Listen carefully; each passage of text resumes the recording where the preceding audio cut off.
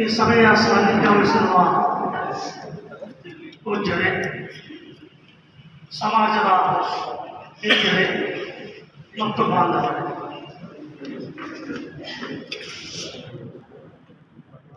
ನನ್ನ ಮನಸ್ಸಿನಲ್ಲಿ ಒಂದು 2 ವರ್ಷದಿಂದ ಒಂದು ಹೊರಬಿತ್ತು.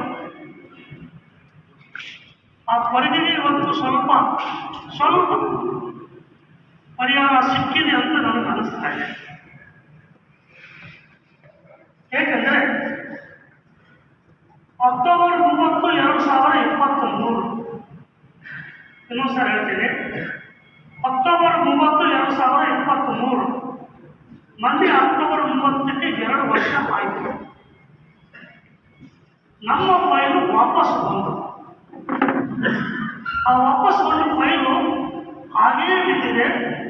ಅದರ ಬಗ್ಗೆ ಇವತ್ತಿನವರೆಗೆ ಚರ್ಚೆ ಆಗದೇ ಇರೋದೇ ನಮ್ಮ ಸಮಾಜದ ದೊಡ್ಡ ದೌರ್ಬಲ್ಯವಾಗಿತ್ತು.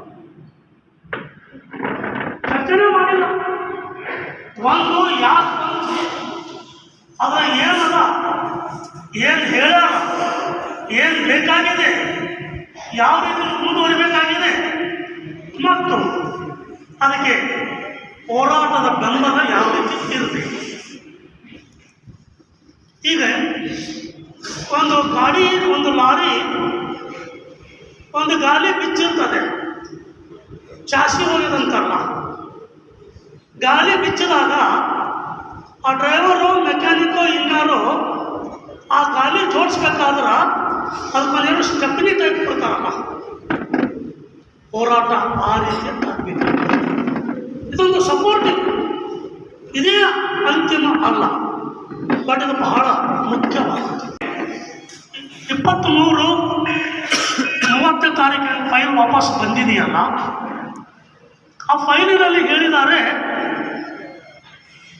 ಈ ಸಮಾಜದ ಅಂದರೆ ಗಂಗಾಮತ ಮತ್ತು ಪರ್ಯಾಯ ಪದಗಳ ಸಮಾಜದ ಫೈಲನ್ನು ನಾವು 5 ಸಾರಿ ಇದನ್ನು ಚೆಕ್ ಮಾಡಿದ್ದೀವಿ ಅಂತ ಹೇಳ್ತಾರೆ. ಮಲ್ಟಿಪಲ್ ವೆರಿಫಿಕೇಷನ್ ಎಕ್ಸಾಮಿನೇಷನ್ 5 ಟೈಮ್ಸ್, 5 ಸಾರಿ ನಾವು ಅದನ್ನು ಅಧ್ಯಯನ ಮಾಡಿದ್ದೇವೆ. ಅವರು ಕೊಟ್ಟಂಥ ದಾಖಲೆಗಳ ಪ್ರಕಾರ ಈ ಸಮಾಜಕ್ಕೆ ಬುಡಕಟ್ಟು ಲಕ್ಷಣಗಳು ಇಲ್ಲ. ಕೋಲಿನೇ ಬೇರೆ, ಕಬಲಿಯೇ ಬೇರೆ, ಬೆಸ್ತನೇ ಬೇರೆ, ಬಾರಿಕನೇ ಬೇರೆ, ಮೊಗೆನೇ ಬೇರೆ, ಮಗುವಿನೇ ಬೇರೆ ಅಂತ ಅವರು ಹೇಳ್ತಾರೆ. ಅಂದರೆ ಇವರು ಕಳಿಸಿರ್ತಕ್ಕಂಥ 37 ಪರ್ಯಾಯ ಪದಗಳು ಪ್ರತ್ಯೇಕವಾಗಿದ್ದಾವೆ. ಅವರ ಮೂಲ ಮತ್ತು ಉದ್ಯೋಗ ಬೇರೆ ಬೇರೆ ಆಗಿದೆ ಅಂತ ಬಹಳ ಸ್ಪಷ್ಟವಾಗಿ ಹೇಳಿದ್ದಾರೆ. ಆಮೇಲೆ 2ನೇದು, ಈ ಸಮಾಜಕ್ಕೆ ಬುಡಕಟ್ಟು ಲಕ್ಷಣಗಳು ಇಲ್ಲ. ಈ ಸಮಾಜದ ಪರ್ಯಾಯ ಪದಗಳು ಶೂದ್ರ ಸಮಾಜ ಆಗಿದೆ ಅಂತ ಹೇಳಿದ್ದಾರೆ. ಏನು ಹೇಳಿದ್ದಾರೆ? ಶೂದ್ರ ಸಮಾಜ, ಬ್ರಾಹ್ಮಣ, ವೈಶ್ಯ, ಕ್ಷತ್ರಿಯ, ಶೂದ್ರ. ಶೂದ್ರಲ್ಲೇ ನಮ್ಮ ಹರಿಜನ ಬಾಂಧವರು ಬರ್ತಾರೆ ಮತ್ತು ಬ್ರಾಹ್ಮಣೇತರರು ಮತ್ತು ವೈಶ್ಯರೇತರು, ಆಮೇಲೆ ಕ್ಷತ್ರಿಯರು ಹೊರತುಪಡಿಸಿ ಉಳಿದ ಎಲ್ಲರೂ ಶೂದ್ರರೇ ಆಗ್ತಾರೆ. ಲಿಂಗಾಯತರು ಮತ್ತು ಒಕ್ಕಲಿಗರು ಹಿಡ್ಕೊಂಡು ನಮ್ಮ ದೇಶದಲ್ಲಿ, ನಮ್ಮ ರಾಜ್ಯದಲ್ಲಿ. ಅಂದರೆ ಶೂದ್ರರಿಗೆ ಇಲ್ಲಿ ಯಾವುದೇ ರೀತಿಯಾಗಿರ್ತಕ್ಕಂಥ ಬುಡಕಟ್ಟು ಲಕ್ಷಣಗಳು ಅನ್ವಯ ಆಗುವುದಿಲ್ಲ.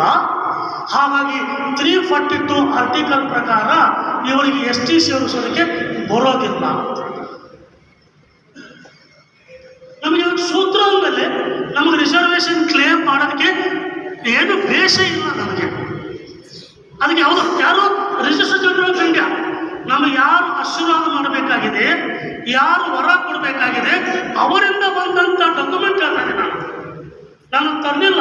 ಯಾಕೆ ತರಲಿಲ್ಲ ಅಂದರೆ ನನಗೆ ಈ ರೀತಿ ಅವಕಾಶ ಸಿಗುತ್ತಂತೂ ನಾನು ನಿರೀಕ್ಷೆ ಮಾಡಿರಲಿಲ್ಲ. ಬಟ್ ನಾನು ಹೇಳ್ತೀನಿ, ನನ್ನ ತಲೆಯಲ್ಲಿ ಐತೆ. ಅದು ದಿನ ಓದಿ ನನ್ನ ತಲೆಯಲ್ಲಿ ಪಕ್ಕ ಕುಂತೈತೆ. ಇದು ಒಂದು. 2ನೇದು, ನಾವು ಪರಿಶಿಷ್ಟ ಪಂಗಡಕ್ಕೆ ಹೋಗಬೇಕಾದರೆ ಬುಡಕಟ್ಟು ಜನಾಂಗದ ಲಕ್ಷಣಗಳು ಇರಬೇಕು ಅಂತ ಹೇಳ್ತಾರೆ. ಬುಡಕಟ್ಟು ಜನಾಂಗ ಅಂತಂದರೆ ಹಿಂದೂ ಏನು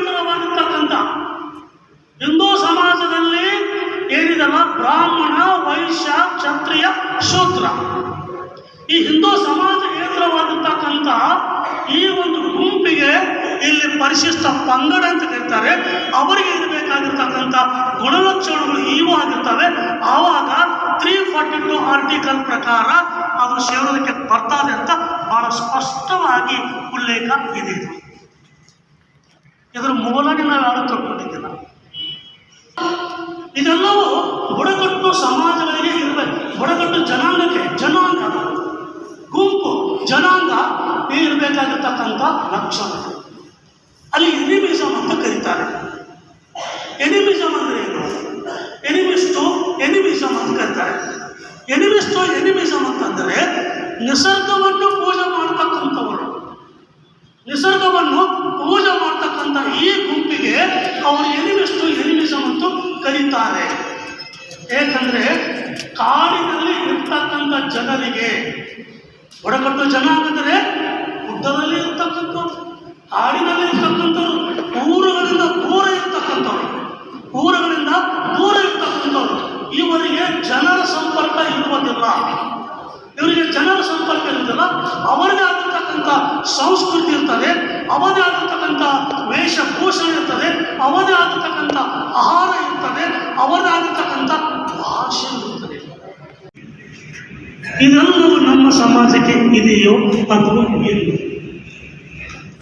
ಯಾರಾದರೂ ತಿಳ್ಕೊಂಡಿದ್ದೀವ? ಯಾರಾದರೂ ಓದ್ಕೊಂಡಿದ್ದೀವ?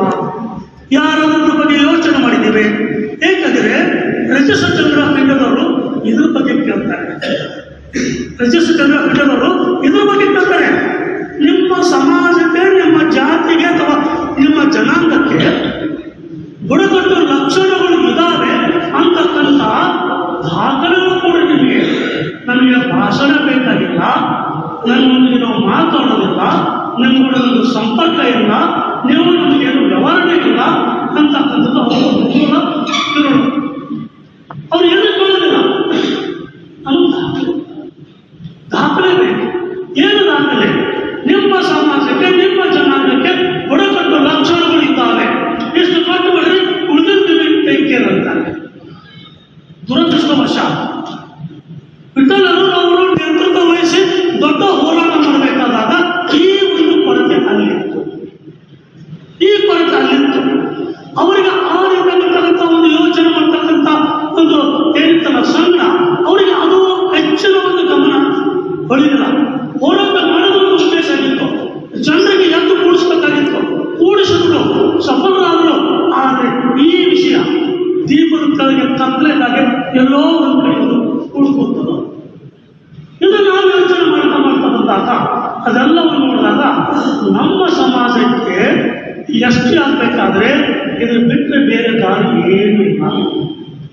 ಹೋರಾಟ ಅಂತಕ್ಕಂಥದ್ದು ಒಂದು ಸಪೋರ್ಟಿವ್, ಒಂದು ಸ್ಟೆಪಿಂಗ್ ಪ್ಲಸ್ ಪಾಯಿಂಟ್ ಅಷ್ಟೇ. ಅದು ಯಾವುದಕ್ಕೆ? ರಾಜ್ಯ ಸರ್ಕಾರಕ್ಕೆ ಎಚ್ಚರಗೊಳಿಸಬೇಕಾಗಿದೆ.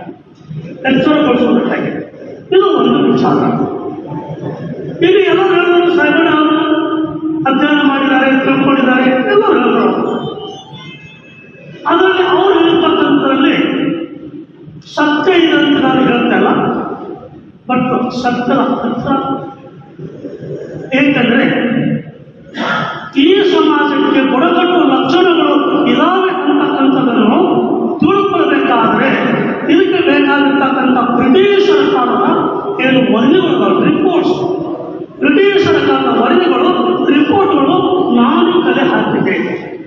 ಕೆಲವು ಮೊದಲಿದ್ದು ಯಾವಾಗ 2020ರಲ್ಲಿ ಕಲ್ಕತ್ತಕ್ಕೆ ಹೋಗಿ ಕೆಲವು ದಾಖಲೆಗಳು ಹಚ್ಚಿ ಅವರು ಕೊಟ್ಟಿದ್ದರು, ರಾಜ್ಯ ಸಂಘದವರು ಕೊಟ್ಟಿದ್ದರು. ತಾಯಿ 2023ಕ್ಕೆ ಇದು ವಾಪಸ್ ಬಂತು. ವಾಪಸ್ ಏನು ಬಂದಿದ್ರೆ, ನಿಮ್ಮ ಪ್ರಸ್ತಾವನೆಗೆ ನಮ್ಮ ಬೆಂಬಲ ಇಲ್ಲ, we cannot support your proposal. Proposal ಅಂದರೆ ರಾಜ್ಯ ಸರ್ಕಾರದಿಂದ ಹೋಗಿದಲ್ಲ, ಈ ಪರ್ಯಾಯ ಪದಗಳು ಎಷ್ಟು ಪಟ್ಟಿಯಲ್ಲಿ ಸೇರಿಸಬೇಕು ಅಂತಕ್ಕಂಥ ಪ್ರಸ್ತಾವನೆ ಪ್ರಪೋಸಲ್ ಏನಿದೆಯಲ್ಲ, ಇದಕ್ಕೆ ನಮ್ಮ ಬೆಂಬಲ ಇಲ್ಲ. ಯಾಕೆಂದ್ರೆ ಬೇಕಾದಂಥ ಲಾಭಗಳು ಬುಡಕಟ್ಟು ಜನಾಂಗಕ್ಕಂಥ ಲಕ್ಷಣಗಳು ಇಲ್ಲ ಅಂತವರು ಕಳಿಸಿದ್ದಾರೆ. ಇದು ಒಂದು. ಇದು ಎರಡನೇದು, ನಾವು ಕೋಲಿ ಬಿಟ್ಟರೆ, ಕೋಲಿ ನಮಗೆ ಕೋಲಿ ಬಿಟ್ಟರೆ ನಮಗೇನು ಆಗಲ್ಲ. ಕೋಲಿ ಬಿಟ್ಟು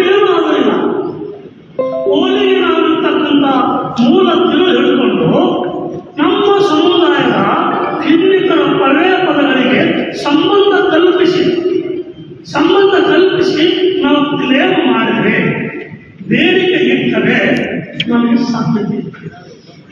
ಸಾಧ್ಯತೆ ಇದೆ. ಅದು ಎಷ್ಟು ಪರ್ಸೆಂಟ್ ಕೆಲವರು ವಿಡಿಯೋ ಮಾಡ್ಕೊತಾ ಇದ್ದಾರೆ. ಸಾಧ್ಯತೆ ಇದೆ, ಆದರೆ ಭರವಸೆ ಇಲ್ಲ. ಯಾಕಂದ್ರೆ ರಿಜಿಸ್ಟರ್ ಕಂಡುಕೊಳ್ಳಲು ಅವರು ಯಾವ ರೀತಿ ಯೋಚನೆ ಮಾಡ್ತಾರೆ. ಯಾಕೆ ಇಟ್ಕೊಳ್ಳಿ, ಈ ದೇಶದಲ್ಲಿ ಪ್ರಾರಂಭದಲ್ಲಿ ಅಬೋರಿಜಿನ್ಸ್ ಅಂತ ಹೇಳ್ತಾರೆ, ಮೂಲ ನಿವಾಸಿಗಳು. ಅಬೋರಿಜಿನ್ಸ್ ಮೂಲ ನಿವಾಸಿಗಳು ಯಾರಂದ್ರೆ ಬಿಲ್ಸ್, ರಾಜಸ್ಥಾನ್, ಗುಜರಾತ್, ಮಹಾರಾಷ್ಟ್ರ. ರಿಸರ್ವೇಶನ್ ಗೊಂಡ ಇದೆಲ್ಲ ಅವರು ಮಧ್ಯಪ್ರದೇಶ್, ಛತ್ತೀಸ್ಗಢ, ಒರಿಸ್ಸಾ, ಮಹಾರಾಷ್ಟ್ರದಲ್ಲಿ ಗೊಂಡ. ಅದು ಬಿಟ್ಟರೆ ಓಲಿ. ಇವು ಮೂರು ನಮ್ಮ ದೇಶದ ಮೂಲ ಬುಡಕಟ್ಟು ಜನಾಂಗ. ನಮ್ಮ ಸಮಾಜ ಕೊಲರಿಯನ್ನು ಬರ್ತಾರೆ, ಕುಲ್ವಾನ್ ಅಂತಕ್ಕಂಥ ನಮ್ಮ ಸಮಾಜ ಕಟ್ತಾರೆ. ಕೊಲೋರ್ ಅಂದರೆ ನಮ್ಮ ಸಮಾಜದ, ನಮ್ಮ ಬುಡಕಟ್ಟಿನ ರಾಜ್ಯವನ್ನೇ, ಹಿಡಿತವನ್ನೇ ಹೊಂದಿರ್ತಕ್ಕಂಥ ಸಮಾಜ ಕುಲ್ವಾನ್ ಕಟ್ತಾರೆ, ಕೊಲರಿಯನ್ನು ಕಟ್ತಾರೆ. ನಾಯಕರನ್ನು ನಮ್ಮ ಸಮಾಜ, ಬಿಲ್ಲರಿಗೆ ನಮ್ಮ ಸಂಬಂಧ ಇದೆ, ಗೊಂಡರಿಗೆ ನಮ್ಮ ಸಂಬಂಧ ಇದೆ. ಉಳಿದರ ಬಗ್ಗೆ ನಾವು ಮಾತಾಡ್ತಾ ಇಲ್ಲ. ನಮ್ಮ ಸಮಾಜ ಬಗ್ಗೆ ಗೊಂಡ ಸಮಾಜ, ಓಯ ಮತ್ತು Gond. Oya is sub tribe of Gond. Oya is sub tribe of Gond. ಅದಕ್ಕೆ ನಂತರ ಬರ್ತೀನಿ. ಆಮೇಲೆ ಬಿಲ್ಲು ಕೋಲಿ ಅಂತ, ಬಿಲ್ಲು ಕೋಲಿ ಅಂದ್ರೆ ಕೋಲಿಗಳು ಮತ್ತು ಬಿಲ್ಲರು. ಎಷ್ಟು ಜನ ಕೋಲಿಗಳು ಮತ್ತು ಬಿಲ್ಲರು ಇವರು ಸಹ ಅಂತರ್ಜಾತಿ ಸಂಬಂಧ ಇಟ್ಕೊಂಡಿರ್ತಾರೆ. ಅಂತರ್ಜಾತಿ ಸಂಬಂಧ ಇಟ್ಕೊಂಡಿದ್ದ ಅದರಲ್ಲಿ ಒಂದು ಬಿಲ್ಲು ಕೋಲಿ ಅಂತಕ್ಕಂಥದ್ದು ಬಂದು ಅಂತ ಹೇಳ್ತಾರೆ. ಅಂದರೆ ನಮಗೆ ಅಬೋರಿಜಿನ್ಸ್ ಬೇಕಾಗಿರ್ಬೋದು, ನಮಗಿದೆ ಪ್ರಿಮಿಟಿವ್ ಟ್ರೈಬ್ ಅಂದರೆ ಈ ದೇಶದ ಪ್ರಾಚೀನ ಕಾಲದಿಂದ ಇದ್ದಂಥ ಬುಡಕಟ್ಟು ಜನಾಂಗ. ಈ ದೇಶದಲ್ಲಿ ಪ್ರಾಚೀನ ಕಾಲದಿಂದ ಈಗಲ್ಲ, ಬಿಫೋರ್ ಕ್ರಿಸ್ತ, ಅದಕ್ಕಿಂತ ಮೊದಲು ಇದ್ದಂಥ ಜನಾಂಗ ಯಾವುದಿತ್ತು ಅಂದರೆ ಅದರಲ್ಲಿ ಕೋಲಿಯೂ ಸಹ ಇದೆ ಅಂತ ಹೇಳ್ತಾರೆ. ಹಂಟಿಂಗ್ ಟ್ರೈಬ್ ನಮ್ಮದು ಫಿಶಿಂಗ್ ಹಂಟಿಂಗ್ ನಮ್ಮದು ಮೂಲ ಉದ್ಯೋಗ. ಫಿಶಿಂಗ್ ಮೀನುಗಾರಿಕೆ ಮತ್ತು ಬೇಟೆಗಾರಿಕೆ ನಮ್ಮ ಮೂಲ ಉದ್ಯೋಗ. ಅದು ಸಹಿತ ನಮಗೆ ಲಕ್ಷಣ ಇದೆ. ಆಮೇಲೆ ಹಿಲ್ ಟ್ರೈಬ್ಸ್ ಅಂದರೆ ಗುಡ್ಡದಲ್ಲಿ ಇರತಕ್ಕಂಥ ಬುಡಕಟ್ಟು ಜನಾಂಗ. ಗುಡ್ಡಗಳಲ್ಲಿ ಇರತಕ್ಕಂಥ ಬುಡಕಟ್ಟು ಜನಾಂಗ ಇದು ಪೊಲೀಸ್ ಸಮಾಜ ಇತ್ತು ಅನ್ನೋದಕ್ಕೆ ಸಹಿತ ಉಲ್ಲೇಖ ಇದೆ. ಆಮೇಲೆ ಕ್ರಿಮಿನಲ್ ಆಕ್ಟ್ ಬ್ರಿಟಿಷ್ ಕಾಲದಲ್ಲಿ ಕ್ರಿಮಿನಲ್ ಆಕ್ಟ್ ಡಿನೋಟಿಫೈಡ್ ಟ್ರೈಬ್ಸ್ ಅಂತ ಕರಿತೀವಲ್ಲ, DNT ಅಂತ ಕರಿತೀವಲ್ಲ, ಇದು ನೋಟಿಫೈಡ್ ಟ್ರೈಬ್ಸ್ ಅಂದರೆ ಕ್ರಿಮಿನಲ್ಸ್ ಅವರಲ್ಲ, ಬುಡಕಟ್ಟು ಜನಾಂಗ. ಅವರು ದರೋಡೆ ಮಾಡೋದು, ಅವರು ಆಕ್ರಮಣ ಮಾಡೋದು ಬ್ರಿಟಿಷರಿಗೆ ಬಹಳ ಅಟ್ಯಾಕ್ ಆಗಿತ್ತು. ಬ್ರಿಟಿಷರು ಅಟ್ಯಾಕ್ ಆಗಿರೋದ್ರಿಂದ ಅವರೇ ಲಿಸ್ಟ್ ಮಾಡ್ತಾರೆ. ಯಾರು ನೋಟಿಫೈಡ್ ಟ್ರೈಬ್ಸ್ ಲಿಸ್ಟ್ ಮಾಡ್ತಾರೆ. ಇವರೆಲ್ಲರೂ ಬಹಳ ಅಪಾಯಕಾರಿ ಜನಾಂಗ, ಅಪಾಯಕಾರಿ ಬುಡಕಟ್ಟು ಜನಾಂಗ. ಅಲ್ಲಿಯೂ ಸಹ ನಾವಿದ್ದೇವೆ. ಈ ರೀತಿಯಾಗಿರ್ತಕ್ಕಂಥ ಈ ಬುಡಕಟ್ಟು ಜನಾಂಗಕ್ಕೆ ಇರಬೇಕಾಗಿರ್ತಕ್ಕಂಥ ಲಕ್ಷಣಗಳಿರಲ್ಲ, ಬ್ರಿಟಿಷರ ಕಾಲದಲ್ಲಿರ್ತಕ್ಕಂಥ ವರದಿಗಳಲ್ಲಿ ಬಹಳ ಸ್ಪಷ್ಟವಾಗಿ ಉಲ್ಲೇಖ. ಮೊದಲು ಸ್ವಲ್ಪ ಚಿತ್ರ, ಇವಾಗ 103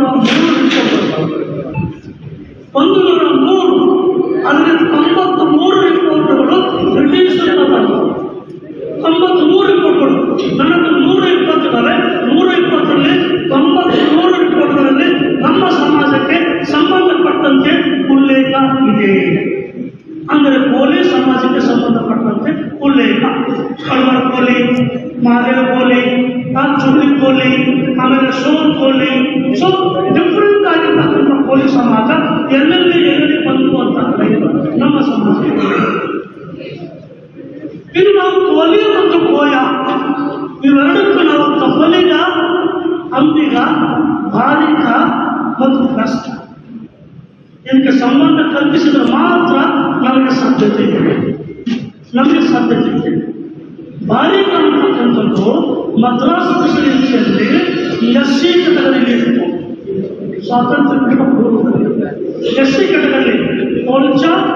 ಕೊಲ್ಚ ಅಂತಕ್ಕಂಥದ್ದು, ಕೋಳಿಗೋರ್ ಅಂತಕ್ಕಂಥದ್ದು ಮತ್ತು ಮಚ್ಚಿ ಅಂತಕ್ಕಂಥದ್ದು, ಬಾರಿಕ್ ಅಂತಕ್ಕಂಥದ್ದು SC ಪಟ್ಟಿಗಳಲ್ಲಿ ನಮ್ಮ ಸಮಾಜ ಪರ್ಯಾಯಪದಗಳು ಇದ್ದವು, ನಮ್ಮ ಸಮಾಜ ಇದ್ದವು. ಇದು ವಾಸ್ತವ. ಇದಕ್ಕೆ ಸಂಬಂಧಪಟ್ಟಂತೆ ನಾವು ಹಿಡ್ಕೊಂಡು ಹೋಗಬೇಕಾದರೆ ದಿವಂಗತ ದೇವೇಂದ್ರಪ್ಪ ಕಾಳಪ್ಪನವರ ಏನು ಜಜ್ಮೆಂಟ್ ಇದೆಯಲ್ಲ ಅದರಲ್ಲಿ ಬಹಳ ಸ್ಪಷ್ಟವಾಗಿ ಉಲ್ಲೇಖ ಇದೆ. ಏನು ಹೇಳಿದ್ದಾರೆ ಅಂದರೆ, Koli is a Marathi term, Koya is a Telugu term. Koli is a Marathi term, ಅದನ್ನು ಮತ್ತು ಉರ್ದು ಸಹಿತ ಕೋಲಿ ಈಸ್ ಉರ್ದು ಟರ್ಮ್ ಮತ್ತು Marathi term, Koya is Telugu term ಅಂತ ಹೇಳ್ತಾರೆ. ಸೊ ದೇರ್ಫೋರ್ ಈ ಕಬ್ಬಲಿಗ ಅಂತಕ್ಕಂಥವ್ರು ಇಲ್ಲಿ ಲಿಂಗಾಯತ ಪ್ರಾಬಲ್ಯ ಇರೋದ್ರಿಂದ ಈ ಕಬ್ಬಲಿಗ ಕೋಲಿ ಸಮಾಜಕ್ಕೆ ಕಬ್ಬಲಿಗರು ಅಂತ ಕರೀತಾರೆ ಅಂತಕ್ಕಂಥ ಬಹಳ ಸ್ಪಷ್ಟವಾಗಿ. ಅಂದರೆ ಕೋಲಿ ಸಮಾನಾಂತರ ಕೋಯಾ, ಕೋಯಾ ಸಮಾನಾಂತರ ಕಬ್ಬಲಿಗ. ಇದು ನಮಗಿರ್ಬೇಕಾಗಿತ್ತು. ಏಕೆಂದರೆ 1956ರಲ್ಲಿ ನಮ್ಮ ರಾಜ್ಯದಲ್ಲಿ ಪ್ರಪ್ರಥಮವಾಗಿ ಈ ST ಪಟ್ಟಿ ಬಂದಾಗ 50ರಲ್ಲಿ ಬಂದಿತ್ತು, 6 ಇದ್ದವು, ಅವಾಗ ಬಹಳ ಲಿಮಿಟೆಡ್ ಇದ್ದವು. 56ರಲ್ಲಿ ಬಂತಲ್ಲ, 56ರಲ್ಲಿ ಬಂದಾಗ ನಮ್ಮ ಸಮಾಜದ ಕೋಳಿಗೋರ್, ಕೊಕ್ರಿ ಕೋಳಿ ಅಂತಕ್ಕಂಥದ್ದು ಮುಂಬೈ ಪ್ರಾಂತಕ್ಕೆ, ಬಾಂಬೆ ಪ್ರೆಸಿಡೆನ್ಸಿಗೆ ಸಂಬಂಧಪಟ್ಟಂತೆ ST ಪಟ್ಟಿಯಲ್ಲಿ ಇತ್ತು. ಮತ್ತು ನಮ್ಮ ಸಮಾಜದ ಕೋಯ, ರಾಜಕೋಯ, ಬಿನ್ಕೋಯ ಅಂತಕ್ಕಂಥದ್ದು ಗುಲ್ಬರ್ಗ, ಈ ರಾಯಚೂರು ಮತ್ತು ಬೀದರ್, ಅವಾಗಿನ 3 ಜಿಲ್ಲೆಗಳು. ಆಗಿನ 3 ಜಿಲ್ಲೆಗಳಿಗೆ ಅನ್ವಯವಾಗುವಂತೆ ST ಪಟ್ಟಿಯಲ್ಲಿ ಇತ್ತು. ಮತ್ತು ಕೋಯ ಅಂತಕ್ಕಂಥದ್ದು ಇಲ್ಲಿ ಇರಲಿಲ್ಲಪ್ಪ ಅಂದರೆ ಯಾಕೆ ST ಪಟ್ಟಿಯಲ್ಲಿ ಈ ಜಿಲ್ಲೆಗಳು ಆಗ್ತದೆ? ಕಬ್ಬಲಿಗರೇ ಕೋಯ, ಇಲ್ಲಿರ್ತಕ್ಕಂಥ ಕಬ್ಬಲಿಗರೇ ಕೋಯ ಜನಾಂಗ ಅಂತಕ್ಕಂಥದ್ದು ರಾಜ್ಯ ಕೇಂದ್ರ ಸರ್ಕಾರಕ್ಕೆ ಮನವರಿಕೆ ಆಗಿತ್ತು. ನಾವು ಸಂಬಂಧ ಕಲ್ಪಿಸಲು ಜಜ್ಮೆಂಟ್ ಬಂದರೂ ಸಹಿತ ಅದನ್ನು ನಾವು ಕ್ಲೇಮ್ ಮಾಡೋಕ್ಕೆ ಆಗಲಿಲ್ಲ. ನಮ್ಮ ದುರದೃಷ್ಟ, ಇದು ಕ್ಲೇಮ್ ಮಾಡೋಕ್ಕೆ ಆಗಲಿಲ್ಲ. ಅಂದರೆ 1956ರಲ್ಲಿದೆ, 1976ರಲ್ಲಿದೆ ಮತ್ತು ಇವತ್ತಿನವರೆಗೆ ನಮ್ಮ ಸಮಾಜದ ಈ ಪರ್ಯಾಯಪದಗಳು ST ಪಟ್ಟಿಯಲ್ಲಿದ್ದಾವೆ, ST ಪಟ್ಟಿಯಲ್ಲಿದ್ದಾವೆ. ಆದರೆ ಕೋಲಿ ಮತ್ತು ಇದಕ್ಕೆ ಬೇಕಾಗಿರ್ತಕ್ಕಂಥ ಎಲ್ಲ ದಾಖಲೆಗಳು ನಾವು ಹೊರಬಿಟ್ಟು ಲಕ್ಷಣ ಇದೆ ಅಂತ ಕ್ಲೇಮ್ ಮಾಡಿದ್ರೆ ನಮಗೆ ಹೋರಾಟಕ್ಕೆ ಒಂದು ಶಕ್ತಿ ಬರ್ತದೆ. ಸರಿ ಹೇಳ್ತಾರೆ, ನೀವು ಹೋರಾಟ ಮಾಡ್ತಿರ್ತೀರಿ, ನಿಮಗೆ ST ಬೇಕು, ನಮಗೂ ಗೊತ್ತಿದೆ ಅಂತ ಸರ್ಕಾರ ಹೇಳ್ತದೆ. ಆದರೆ ಇದಕ್ಕೆ ಡಾಕ್ಯುಮೆಂಟ್ಸ್ ಕೊಡ್ರಿ, ನಿಮಗೆ ಲಕ್ಷಣ ಏನೋ ಡಾಕ್ಯುಮೆಂಟ್ಸ್ ಕೊಡ್ರಿ ಅಂತಂದಾಗ ಹೋರಾಟಗಾರರಿಗೆ ಉತ್ತರ ಕೊಡೋಕ್ಕೆ ಆಗೋದಿಲ್ಲ. ಹೋರಾಟಗಾರರು ಉತ್ತರ ಕೊಡೋಕ್ಕಾಗಲ್ಲ, ಯಾಕಂದ್ರೆ ಗೊತ್ತಿಲ್ಲಪ್ಪ, ಅವ್ರನ್ನೇ ತಿಳ್ತಿದ್ದೆ. ನಾನು ಹೋರಾಟಗಾರಲ್ಲ, ನನಗೆ ಶಕ್ತಿ ಇದೆ. ಇದನ್ನು ಹೋರಾಟ ಮಾಡಬೇಕಾಗ್ತದೆ. ಭೌತಿಕ ಶಕ್ತಿಯಿಂದ ನಾನು ಹೋರಾಟ ಮಾಡ್ತಾ ಇದ್ದೀನಿ, ನೀವು ಏನಿದಲ್ಲ ರೋಷದಿಂದ ಇಲ್ಲಿರ್ತಕ್ಕಂಥ ಹೋರಾಟ ನೀವು ಮಾಡ್ತಾ ಇರಬೇಕು. ಅದಕ್ಕೆ ನಮ್ಮ ಬೆಂಬಲ ಅಂತೂ ಇದ್ದೇ ಇರುತ್ತೆ. ಇನ್ನು ಒಂದು ಇದೆಲ್ಲ ದಾಖಲೆ ನೋಡ್ತಾರೆ. ಅಕ್ಟೋಬರ್ 16ರಲ್ಲಿ 13, 14ನೇ ತಾರೀಕಿನಲ್ಲಿ ಒಂದು ಪೇಪರ್ ಅಡ್ವರ್ಟೈಸ್ಮೆಂಟ್ ಇತ್ತು. ಪೇಪರ್ನಲ್ಲಿ ನ್ಯೂಸ್ ಬಂತು. ನ್ಯೂಸ್ ಏನು ಬಂತಂದರೆ, ಹೊಂಡ ಮತ್ತು ಕುರುಬ ಸಮಾಜಕ್ಕೆ ಬೀದರ್, ರಾಯಚೂರು, ಕಲಬುರಗಿಗೆ ಅನ್ವಯವಾಗುವಂತೆ ನಾವು ST ಪಟ್ಟಿಗೆ ಕೇಂದ್ರಕ್ಕೆ ಕಳಿಸುವುದಕ್ಕಾಗಿ ಒಂದು ಮೀಟಿಂಗ್ ಮಾಡಲಾಗುವುದು.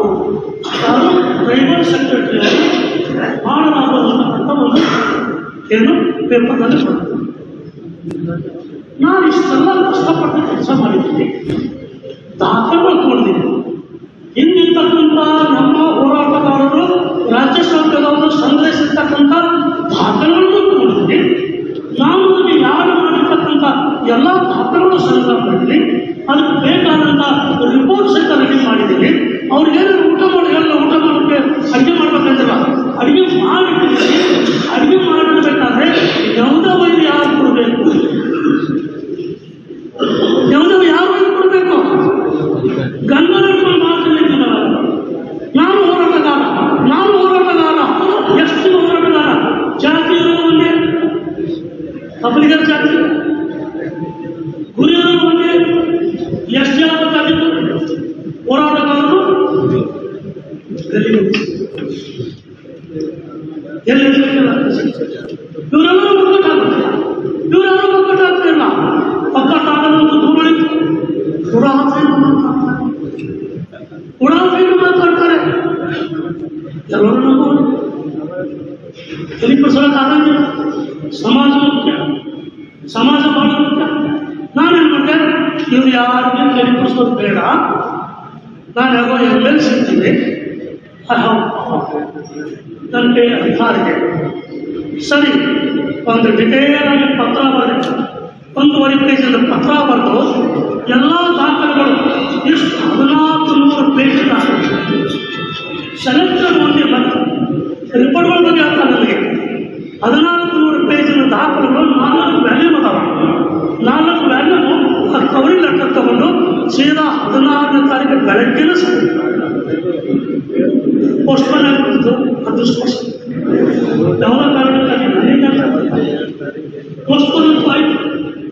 ನಮ್ಮದು ಸ್ವಲ್ಪ ಬಚಾವ ಆಯಿತು. ಅವ್ರು ಹೇಗೆ ಟಿಕೆಟ್ ಹಚ್ಚೋದಿಲ್ಲ, ಟಿಕೆಟ್ ಲೈನ್ ಹಚ್ಚೋರು ನಾವು 40 ವರ್ಷದ ಲೈನ್ ಹೋಗ್ತೀವಿ, ಬಂದಾಗ್ತದ ಬಂದು ಹೋಗ್ತೀವಿ. ನಮಗೆ ಟಿಕೆಟೇ ಸಿಗ್ತಲ್ಲ.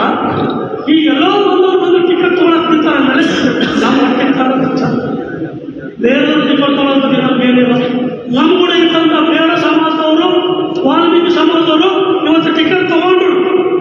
ಅದು ಹೆಂಗೆ ತಗೊಂಡ್ರ ಬಗ್ಗೆ ಕಟ್ಟಣೆಗೆ ನಾನಿಲ್ಲ. ಟಿಕೆಟ್ ತಗೊಂಡ್ರು ನಮ್ಮ ಕೂಡ ಇರ್ತವ್ರು. ಬೇಡ ಅಂದ್ರೆ ಪ್ರಸ್ತಾವ ಒಂದೇ ಸಮಾಜ ಅಂತ ಹೇಳ್ತಾರೆ. ಯಾರು ಚಿನ್ನಪ್ರೆಡ್ಡಿ ಆಯೋಗ ಬೇಡ ಅಂದ್ರೆ ಪ್ರಸ್ತಾವ ಹೋಗ್ತಾರೆ. ಸೇಮ್ ಇಬ್ಬರು ಒಂದೇ ಅದಾರೆ.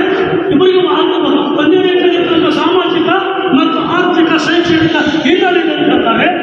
ಆದರೆ ಆ ವರದಿ ಒಳಗಿರ್ತಕ್ಕಂಥವ್ರು ಎಷ್ಟು ಆಗ್ಬಿಟ್ರು ಇವತ್ತು ನಮ್ಗೆ ಅದು ವೈರಸ್ ಬೇಕಾಗಿ ನಾವು ಎಲ್ಲಿವರೆಗೆ ಅಂದರೆ ಬೊಂಬಾಯಿ ಸರ್ಕಾರ ಇದ್ದಾಗ, ನಾನು ಯಾವುದೇ ಪಕ್ಷದ ಬಗ್ಗೆ ಮಾತಾಡ್ತಾರೆ, ನೀವು ಯಾವುದೋ ರಾಷ್ಟ್ರೀಯ ಬಗ್ಗೆ ಹೇಳ್ತಾನೆ. ಬೊಂಬಾಯಿ ಸರ್ಕಾರ ಇದ್ದಾಗ 3% ಇದ್ದಿದ್ದನ್ನು 7%ಗೆ ರಿಸರ್ವೇಷನ್ ಮಾಡಲಾಯಿತು. 7% ರಿಸರ್ವೇಷನ್. ಯಾಕಂದರೆ ರಿಸರ್ವೇಷನ್ ಮಾಡಬೇಕಾದಂಥ, ಹೆಚ್ಚು ಮಾಡಬೇಕಾದಂಥ, ಚರ್ಚೆ ಮಾಡಬೇಕಾದಂಥ ಗುಂಪಿನಲ್ಲಿ ನಾನು ಒಬ್ಬನಿದ್ದೇನೆ. ಅದು ಯಾವ ಗುಂಪು ಅಂತ ನನಗೆ ಹೇಳ್ತೇನೆ. ಯಾಕಂದರೆ ನನ್ನ ಮೂಲನೇ ಬೇರೆ ಇದೆ, ನನ್ನ ಗಂಗಾ ಮೂಲನೇ ಬೇರೆ ಇದೆ.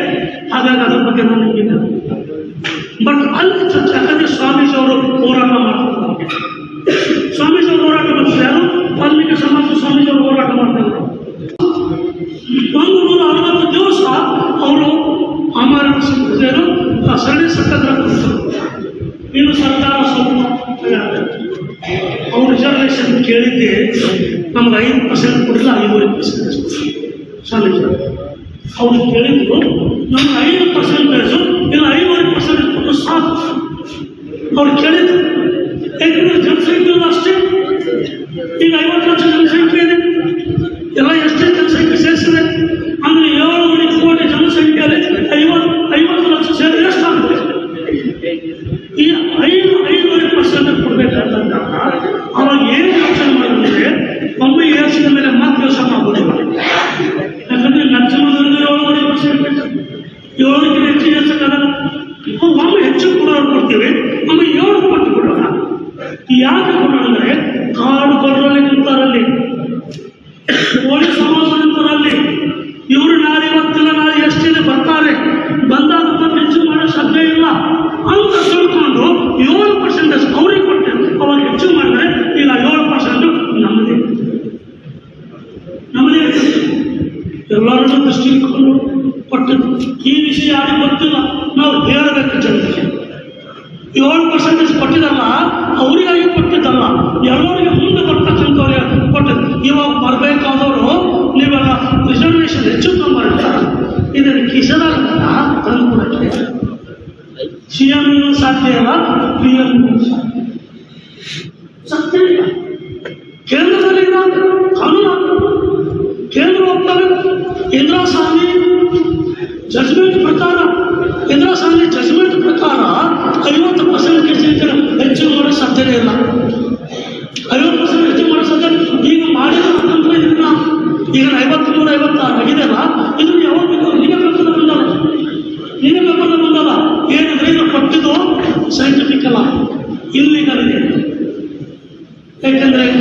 ಕೇಂದ್ರದಿಂದ ಕಾನೂನು ಹಾಕಬೇಕು, ಕೇಂದ್ರದಿಂದ ಕಾನೂನು ಹಾಕಬೇಕು. ಇದು ಇಲ್ಲಿರ್ತದೆ. ಹಾಗಾಗಿ ನಮ್ಮ ಸಮಾಜಕ್ಕೆ ಏನು ಬೇಕು ಅದೆಲ್ಲವೂ ಇದೆ. ಇದು ಕೊನೆಯದಾಗಂದರೆ ಇದೆಲ್ಲ ಆಯಿತು. ನಾನು ಟ್ರೈಬಲ್ ಪ್ರಿನ್ಸಿಪಲ್ ಸೆಕ್ರೆಟರಿ ಬೇಕಾದಂತ ಕೊಟ್ಟು ನಾನು ಹೋದೆ. ನಂತರೆಲ್ಲ ಕಾಪಿ ಅವ್ರ ಹತ್ರ ಕೊಟ್ಟು ಯಾಕಂದ್ರೆ ಜವಳಿ ಅವ್ರ ಹತ್ರ ಇವ್ರ ಹತ್ರ ಜವಳಿ ಕೊಟ್ಟು ಮುಂದೆ ಇರ್ತಲ್ಲ, ಎಲ್ಲ ಅಲ್ಲಿಗೆ ಹೋಗುತ್ತಲ್ಲ, ಪ್ರಿನ್ಸಿಪಲ್ ಸೆಕ್ರೆಟರಿ ಹೋಗುತ್ತೆ. ಸೊ ಪ್ರಿನ್ಸಿಪಲ್ ಸೆಕ್ರೆಟರಿ ಕೊಟ್ಟರೆ ಮಾಡಿದ್ರೆ ನಾನೆಲ್ಲ ಕೊಟ್ಟು ಬಿಟ್ಟಿದ್ದೆ. ಪ್ರಿನ್ಸಿಪಲ್ ಸೆಕ್ರೆಟರಿ ನೋಡಿ ನಾವು ಮಾತಾಡಬೇಕಂತ ಹೋಗಿ ನಾನು ಅವ್ರ ಕಡೆ ಆ ರಿಪೋರ್ಟ್ ತೋರಿಸಿದ ರಿಪೋರ್ಟ್.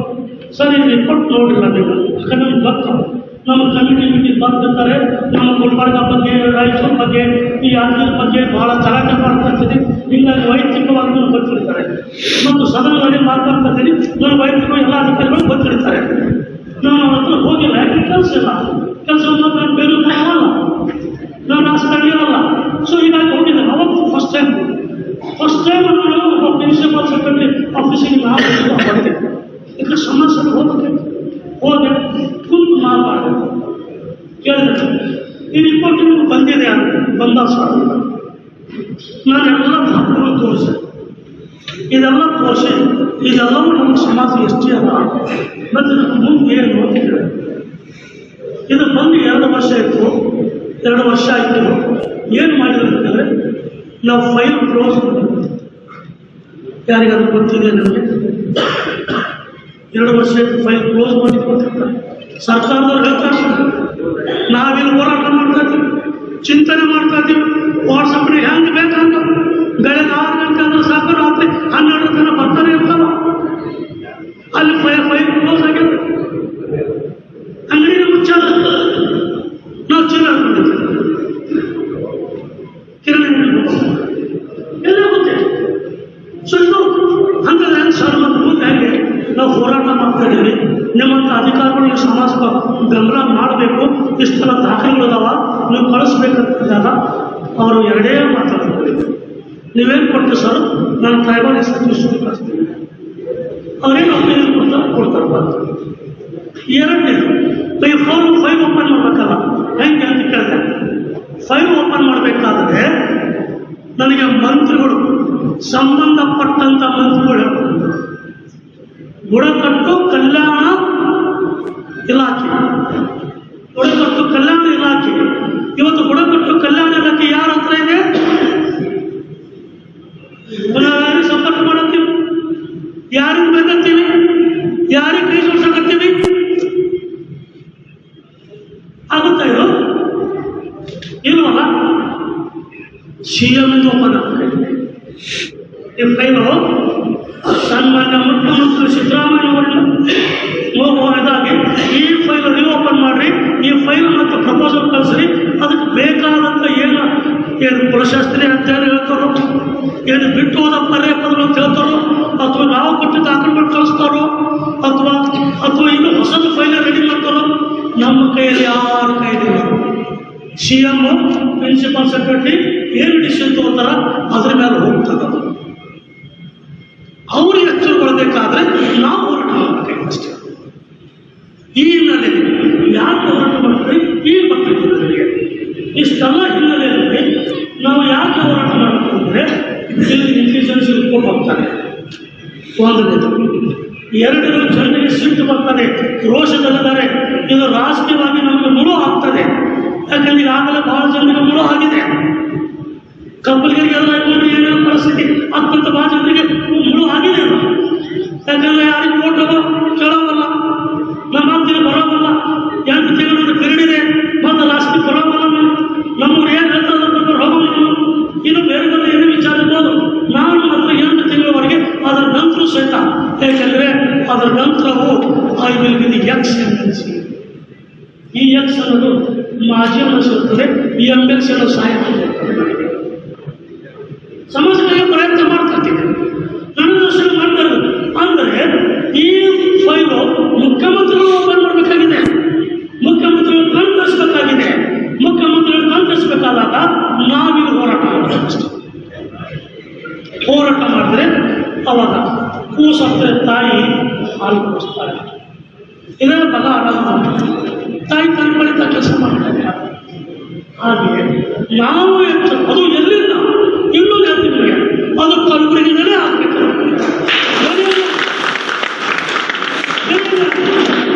ಯಾಕಂದ್ರೆ ಇದರ ಕಾವು, ಇದರ ಕಾವೇ ಇದೆಯಲ್ಲ, ಇದರ ದೋಷ ಇದೆಯಲ್ಲ ಇಲ್ಲಿ.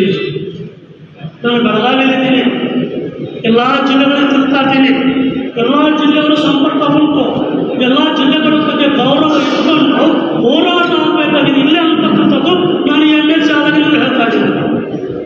ಇಲ್ಲೇ ಆಗ್ಬೇಕು ಹೋರಾಟ. ಯಾಕೆ ಇಲ್ಲಿನ ಕಾವು? ಯಾಕಂದ್ರೆ ರಾಜಕೀಯ ವ್ಯಕ್ತಿಗಳು ತಮ್ಮ ಕಾರ್ಪೊರೇಷನ್ ಬಗ್ಗೆ ನೋಡ್ತಿರ್ತಾರೆ, ನಮಗೇನು ಅನುಕೂಲ ಆಗುತ್ತೆ, ಯಾವ ಸಮಾಜ ಅಂತ ಅವ್ರು ಯೋಚನೆ ಮಾಡ್ತಾರೆ.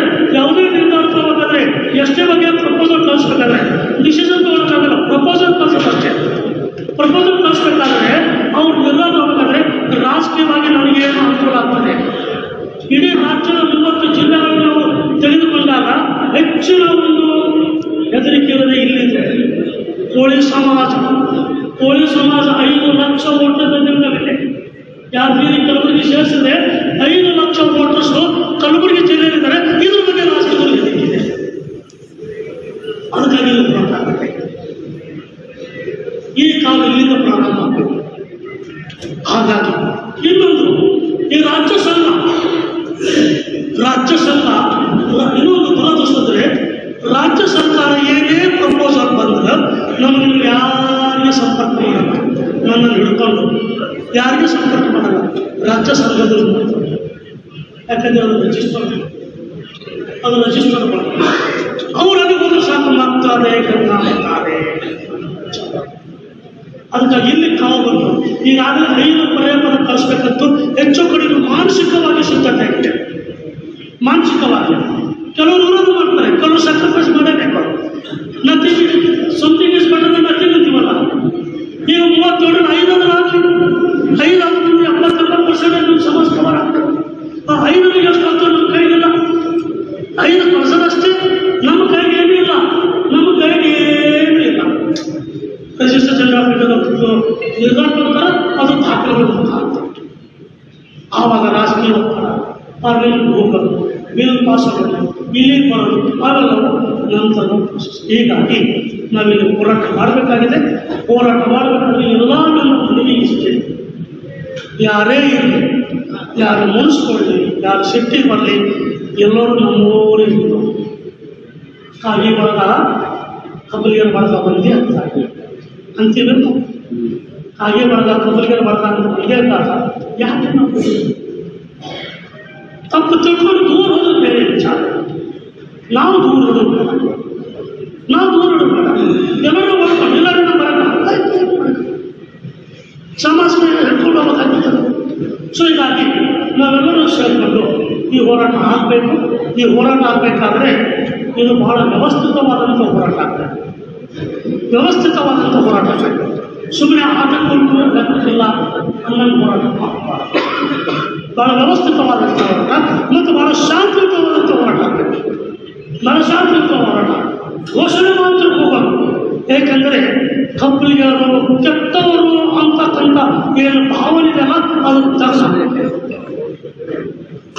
ಬಹಳ ಸುಧಾರಿಸಿದ್ದಾರೆ. ಅವರು ಕೆಟ್ಟವರು ಅಲ್ಲ. ನಿಮ್ಮ ದೃಷ್ಟಿಕೋನ ಕೆಟ್ಟದಿದೆ, ನಾವು ಕೆಟ್ಟವರಲ್ಲ. ನಿಮ್ಮ ದೃಷ್ಟಿಕೋನ ಕೆಟ್ಟದಿದೆ, ನಾವು ಕೆಟ್ಟವರಲ್ಲ. ಹೀಗಾಗಿ ನಾವು ಒಳ್ಳೆಯವರಿದ್ದೀವಿ. ಯಾಕೆ ಒಳ್ಳೆಯವರಿದ್ರೆ ಒಳ್ಳೆಯದಾಗಿ ಹೋರಾಟ ಮಾಡ್ತಕ್ಕಂಥವ್ರು.